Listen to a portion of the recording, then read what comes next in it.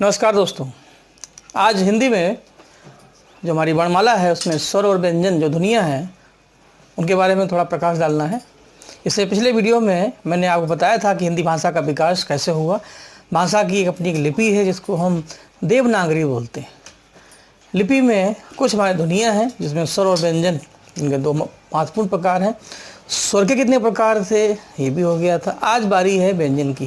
हालांकि ये वीडियो हमने इससे पहले लोड किया था, कुछ वॉइस प्रॉब्लम थी कि उस समय सिस्टम थोड़ा सा दिक्कत कर रहा था, तो बच्चों की कुछ मांग थी कि सर ये पुराने वीडियो हैं इनको आप दोबारा रिलोड कर दें, तो वही काम हम इस समय कर रहे हैं। तो आप उसको भी देख सकते हैं, इसको भी चेक कर सकते हैं। इमेज आपके सामने हमने रख दी है, बस केवल समझाने की बात है। तो व्यंजन के प्रकार की जब बात करते हैं, सबसे पहले जानना पड़ेगा कि व्यंजन होते क्या हैं, स्वर व्यंजन में अंतर क्या होता है। ये उनके लिए ज़रूरी होगा जो पहली बार इस टॉपिक में जुड़ रहे हैं। स्वर वो दुनिया होती हैं जो स्वतंत्र होती हैं, जिनको उच्चारित करने में किसी भी व्यंजन की या ध्वनि की आवश्यकता नहीं पड़ती, जबकि व्यंजन वो दुनिया होती हैं जो स्वर पर आधारित दुनिया है, जो किसी व्यंजन पर आधारित होती हैं। बिना व्यंजन की सहायता से बिना स्वर की सहायता से हम किसी व्यंजन का उच्चारण नहीं कर सकते।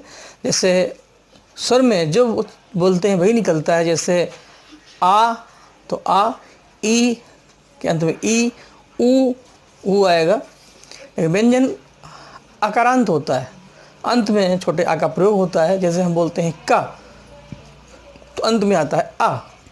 मूल व्यंजन स्वर रहित व्यंजन होता है, उसमें स्वर नहीं होता है।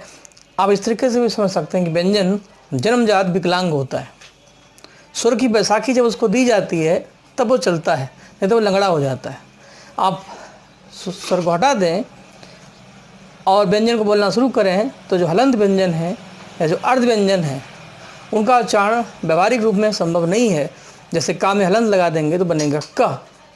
अब आप इसको बोलेंगे तो होगा क, आ लगा देंगे तो बनेगा का। इस आधार पर स्वर व्यंजन में एक अंतर है। अब आते व्यंजन के कितने प्रकार हैं। इस आधार पर अगर देखा जाए, सामान्य दृष्टि से व्यंजन के 6 वर्ग आते हैं। स्पर्श व्यंजन या वर्गीय व्यंजन,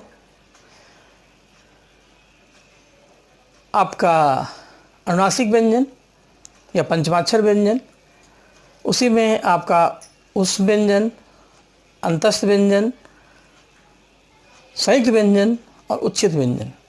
अब इनके कितने कितने प्रकार हैं आइए मैं समझा देता हूँ। सबसे पहले आते हैं स्पर्श व्यंजन या वर्गीय व्यंजन।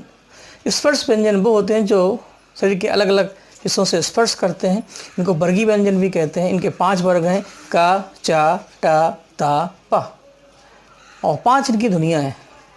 इनका जो 5वां अक्षर है वो अनुनासिक होता है। जीभ नासिका से माध्यम से वायु प्रवेश करती है, ये 5वां अक्षर अनुनासिक होता है, हर वर्ग का 5वां। इसलिए अगली सीढ़ी बन जाती है, अगली श्रृंखला बन जाती है अनुनासिक व्यंजन। जैसे का खा गा गाना, चा छा जा जा या, ता था दादा ना, पा फा बाबा माँ। तो ये 5 आपके अनुनासिक व्यंजन हैं। जो प्रश्न पूछा जाएगा कि कौन सा अनुनासिक व्यंजन है या नहीं है, तो 5वां अक्षर आपका अनुनासिक व्यंजन है। इसी क्रम में अगला है अंतस्थ व्यंजन और उष्ण व्यंजन। अंतस्थ व्यंजन में या, रा, ला और वाह, ये 4 ध्वनियाँ आती हैं। इन ध्वनियों में उच्चारण करने में स्वर का प्रयोग बहुत हल्का होता है, बलाघात बहुत हल्का होता है। जैसे या, रा, ला, वाह। इसलिए ये स्वर और व्यंजन के बीच की अवस्था कहलाते हैं। उष्ण व्यंजन या संघर्षी व्यंजन 4 प्रकार हैं। शा, शा, शा, हा। इनको बोलने में काफ़ी ज़्यादा ऊर्जा लगती है, इसलिए इनको उष्ण व्यंजन कहते हैं। इनके भी अपने कई सब प्रकार हैं, जब आप आगे डिटेल से पढ़ेंगे। तो जैसे रा है वो प्रकम्पित व्यंजन या लुंठित व्यंजन है। हा काकले व्यंजन है। इसी कड़ी में आगे बढ़ते हैं उच्छित व्यंजन। उच्छित व्यंजन 2 हैं, डा और ढा। डा और ढा को बोलने में जीभ तालू के पास चढ़ती है और धम से नीचे गिरती है। आप बोलेंगे तो डा और ढ। इस आधार पर डा और ढा आपके उच्छित व्यंजन हैं। अब आते हैं संयुक्त व्यंजन, वो 4 हैं, छ, त्र, ज्ञ और स्र। इन चारों का प्रयोग संयुक्त रूप में होता है।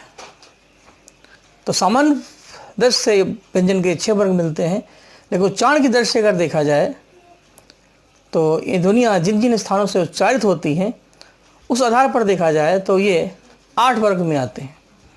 जैसे जो ध्वनियाँ कंठ से निकलती है तो कंठभ व्यंजन, तालव्य व्यंजन, मूर्धन्य, दंत और ओष्ठ।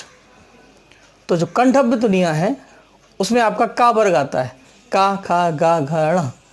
और ये ध्वनियाँ जब बोली जाती हैं तो गला हमारा खुला होता है, ध्वनि खुले गले से बाहर आती है, जैसे का, जैसे खा, जैसे ग। फिर है तालव्य ध्वनियाँ। तालव्य में चा वर्ग आता है। चा वर्ग में चा, छा, जा, झा और या। तो इसमें चा से चिपचिपाहट होती है, जीभ जब तालु से चपकती है और छूटती है, जैसे जीभ है तालु से चपकती है और छूटती है, तो चा और छा निकलता है। फिर है मूर्धन्य ध्वनि। मूर्धन्य उच्चारण स्थान से टा वर्ग आता है, टा, ठा, डा, ढ, ण।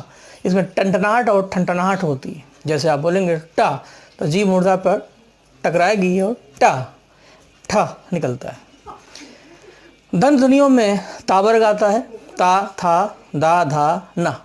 जीभ का दांत से टच होना, स्पर्श करना इसकी सबसे बड़ी विशेषता है, क्योंकि ये सब व्यवहारिक भाषा विज्ञान है। आप इसको प्रयोग करके भी समझ सकते हैं, क्योंकि आप अपने शरीर के माध्यम से जो दैनिक क्रियाएं करते हैं उसमें बोलते भी हैं। जिन लोगों के दांत नहीं हैं या जिनकी जीभ में दोष है वो सही तरीके से ता नहीं बोल पाते, क्योंकि जब तक जीभ दांत को टच नहीं करेगी तो आप ता, था, दा, धा सही तरीके से उच्चारित नहीं करेंगे। अंत में आती है ओष्ठ वर्ग। ओष्ठ वर्ग में पा वर्ग आता है, ओठों का खुलना और बंद होना, पा, फा, बा, भा और बा। इसी क्रम में आगे बढ़ेंगे तो एक है दंतोष्ठ व्यंजन, जिसमें जीभ का दांत से टच होना, ओठों का खुलना, इसमें आपका वा आता है। तो बा ओष्ठ है और वा दंतोष्ठ है। इस तरीके से दंतमूल या वस्त्र व्यंजन, इसमें आपका या, रा और शा है। इसमें जीभ, दांत और मसोड़ा दोनों को टच करती है। और लास्ट में है काकले या स्वर तंत्री व्यंजन, जिसमें हा वर्ग आता है। हा को बोलने में जीभ गले की जो तंत्रियाँ हैं 3 बार कांपती हैं, तब हम हा बोलते हैं। तो ये 8 वर्ग महत्वपूर्ण है। रा और हा में खास बात यह है, रा हमारा प्रकंपित व्यंजन है, जिसमें जीभ 3 बार कांपती है, रा, और हा में गले के तंत्र 3 बार कांपते हैं, हा। इस आधार पर बाकी जब आप ध्वनियों का उच्चारण स्थान पढ़ेंगे तो यही बात आपको दोबारा हम फिर समझा देंगे। तो उम्मीद करते हैं कि ये बात आपने समझी होगी। सारी बातें बिल्कुल जनरल हैं, तो ये हुआ कि एक बार फिर दोबारा समझा दिया जाए। इसी उम्मीद के साथ नेक्स्ट मिलते हैं। नमस्कार।